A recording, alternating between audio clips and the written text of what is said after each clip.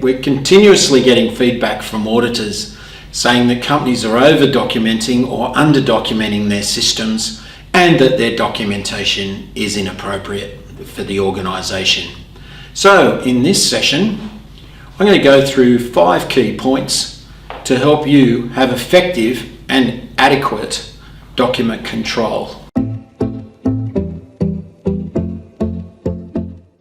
So let's start with point 1.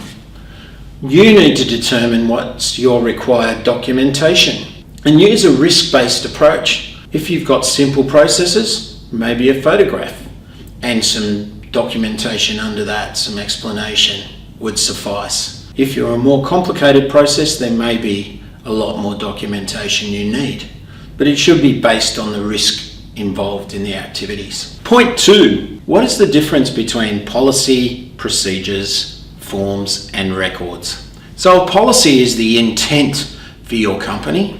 Procedures are the how to do an activity within your organisation. Forms are what you complete or fill out to show you've done activities or as part of processes. And then once that form's completed, it becomes a record. So an example could be we'll have a quality policy, and then we'll have a series of procedures to support that quality policy, and then there will be forms and they become records in your system. Step 3 is, who are we going to get to approve the documentation? Does everything have to go to the managing director to sign off, or have we got sensible levels of who approves and owns the document? The other thing you need to look at as well is how often you will review your documentation. Does it mean that you're going to review and reissue every year? No, what a waste of time. If it's reviewed, you just list it down as being reviewed and sign off against that. And then you would have a reissue of the document if things have changed or there's a change in process. 4th point is distribution. Where is the documentation going to be?